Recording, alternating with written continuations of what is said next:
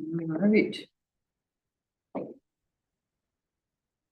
I'll go ahead and start the meeting and call roll.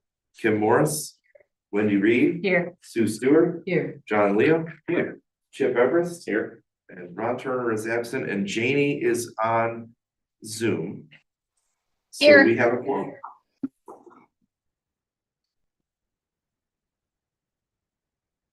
And I think the first order of business, we're gonna maybe do this a little out of order, is let's elect a chair. And one of you guys can then take over the meeting. I nominate Sue.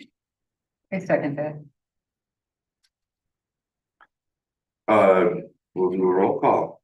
What they say? They Nominating nominated Sue me for to be a chair. chair Thank you so again much. this year. Yeah, they asked first, so it's okay. Oh, good, okay. It's always good to check first, so you don't end up in an embarrassing. Let's start with Chip. Yes. Everest, John Leo, Yes, Sue Stewart, Yes. Wendy Reeves. Yes. Kim Morris. Yes. Motion passes. and thank you. Yeah, thank you, Sue. And I'll hand the meeting over to you. Great, and we've got minutes from the November 12th meeting. I was not here, but I would accept a motion to approve. I would move to approve. Second. Motion's moved and seconded, all in favor? Aye. Do we have any public comment or correspondence? I had not received anything. Right. We've already done 4A. So I think we're on to schedule for 2026. Yep, the proposed format is the same as what we have done in past years. Keeping it on the second Wednesday of the month. With the meetings at 5:30 and the application deadline of the month before at noon on that day. I just put that together for the template of what we had. If you guys want to keep that, we can keep that going, or if you think that there needs to be a change, we can discuss. It's already in my calendars. I move to accept. Second. Are we voting on this? You can do it all in favor. Yeah, okay. All in favor? Aye. Janie, I hope that's okay. She'll find her unmute switch eventually. Yes, no, absolutely. I agree. Thank you. Great. Great. I should have asked before we voted. I'm sorry, I forgot. And the review of the bylaws, something we do annually, and usually Jeff talks us through it, right? Yeah, depending on how in-depth you would like to go with the bylaws, I did remind Jim Raymer that we would be doing this. Sometimes he'll provide with some update or something so that we keep in, with any changes that the zoning enabling act has. He did not make any recommendations for changes. So if that's the case, we don't need to do anything unless there's any action or part of this that you guys have questions on and you want to have a discussion, or if there's a section that you think you would like to have updated, and then I could go to Jim and we could discuss any potential changes. I don't have any There was some comments. discussion at council about looking at this topic across all of the boards and commissions, and I'm not sure the one that stands out, and maybe Wendy, you can remind me, but there was one about subcommittees, which we don't use. The only one who's doing that is the DDA. Okay, so doesn't apply.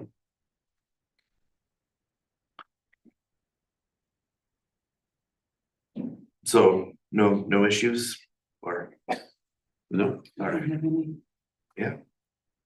then we don't have to take any action. Of course, we can revisit it in the future should something change.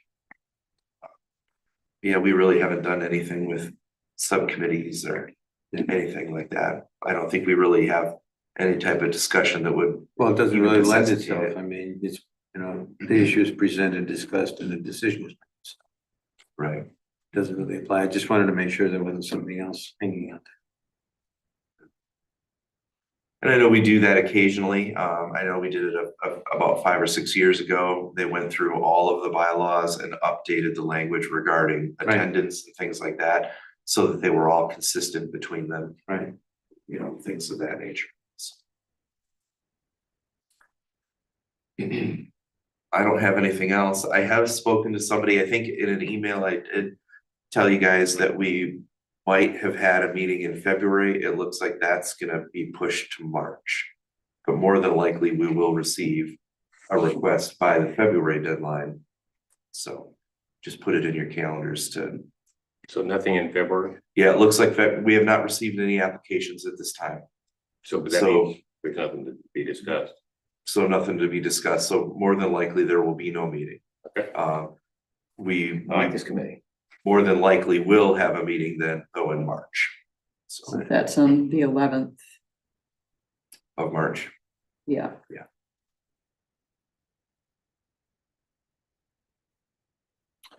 Anything else anybody else has? Member comments? Chip likes these meetings. These are pretty nice. These are different than the planning commission. It varies, you know, sometimes, you know, this is really just kind of setting the stage, getting our, you know, everything situated for the year. Planning commission meeting tomorrow will be very similar, I believe. Well, the agenda makes it look simple. It doesn't always turn out that way. That's true, that's true, The agenda is straightforward. yeah. Yeah, and this is, you know, this group, it just, every case is different. It would be interesting to see how with the new zoning code, how many variance requests we get. What's your expectation?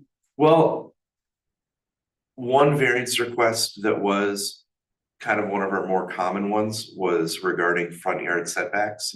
And we've incorporated something in the new code specifically to take that into consideration and address the standard that you guys created. So I think that there will be a greatly reduced need for front yard setback variances. So I think we'll see a reduction in those types of requests. Front yards and porches. Front yards and porches, yeah, that was always, you know, I would say half of our requests were those, so. I don't think that there's a need for those anymore. Further, I would say that if we do receive requests, we should really be mindful that we did make changes in the zoning code specifically to address that need and shaped it by what we had. So I would be really critical in thinking of those when determining whether they should get a variance or not. Right. You know, Harbor is pretty unique in so many of our properties were created and buildings were placed before we had zoning. So we have a lot of existing nonconformities in the community. So I think that, you know, we will still get occasional requests and they'll make sense, but again, just hold them to a standard, make sure we go over the practical difficulty discussions. Yeah. And we should be good. Discussions at this meeting, they're very interesting. Yeah. They really Yeah, they are. The whole history of houses and built environments, where they came from, why they were laid out the way they were, what, you know, what people are trying to change now and why. Well, and It's setback fascinating. challenges when the house was built before the road was next to it. I mean, it's just Right. really interesting. Yeah, You see how the whole thing evolves, complicated it is. this is not a planned subdivision from the No, 60s or 70s or something. It was a goes back a bit further than that. bit farther. Yeah, Yeah. yeah. Is there anything you can tell us about the nature of the case that we may hear in March? Yeah, so there's a property downtown that they have an existing home, they want to build an addition onto it. And the existing home there doesn't meet the side yard setback and they want to have the addition on the rear of the home to match what's already there, so. When I get copies of all that information, of course, a notice will go in the paper. I'll send a copy of the notice to you guys so that you know it's coming up. And once we have the plans, you're free to come down and collect a copy of that so that you can review it. Yeah. Sounds good. Any other comments? Nope. Janie? She's shaking her head no. Okay, I can't see her. Oh, there she is. Okay, Good. Unless there's anything else, I think we stand adjourned. sure. Thanks, everybody, for Thank you. coming. Thanks for the short meeting. Thank you.